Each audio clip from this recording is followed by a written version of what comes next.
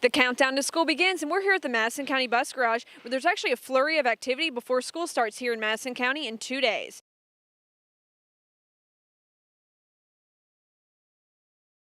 This is Pepsi Zero Sugar. Zero sugar, 0 calories, but max Pepsi taste. It's okay to get emotional. We know just how you feel. We talked to Shane Lakes, who told us more information about bus safety and what to expect with the coming school year. 2 days before school starts, it is super busy. We've got drivers coming in, getting their buses, making sure they're fueled. They come in and get their buses, make sure they're clean. They'll go out and drive their route to make sure that we know where our stops are at this point. But they'll run their route to try to be us on time and as safe as we can be when school starts on Wednesday. We have one major issue, and this is a nationwide issue, is the stop sign on the side of the bus. It's called a stop arm, and we have a lot of people that run that stop arm. When the stop arm is out, it's always out when a bus driver is picking up or unloading a student. And when the stop arm is out, the traffic on both sides of the street needs to stop. We need people to wait until that stop arm goes back onto the side of the bus and the lights go off before people proceed, because we may have a child that's in the back of the bus that's coming off that needs to cross. We just need everybody to stop until the bus has disengaged the stop sign and turned the lights off. We run 150 bus routes. We have minor accidents. We've not had any injury accidents in a while, but we will have an accident every now and then. We'll have a fender bender. Happens occasionally.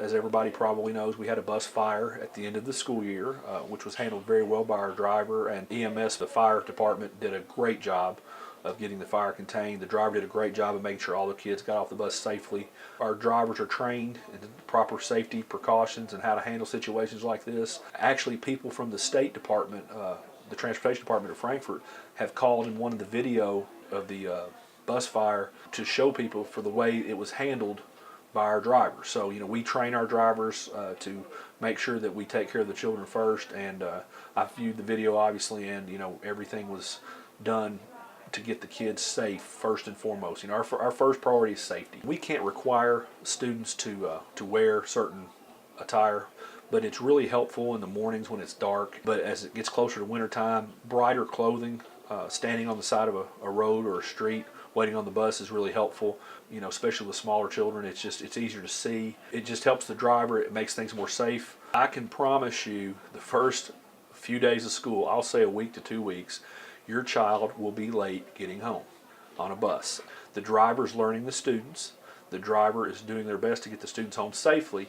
So if your child normally gets home at 3:15, it may be 3:45 the first couple of days. After a couple weeks of school, week and a half of school, this becomes very consistent. The drivers are within usually a minute or two, with some exceptions depending on bus trouble or if something happens. But I can assure you, the first 2 weeks of school, buses will be running late. And everybody's worried about their child, as I would be. We transport between 7,000 and 8,000 children a day. We get them all home. We don't leave this office until we find every kid's accounted for.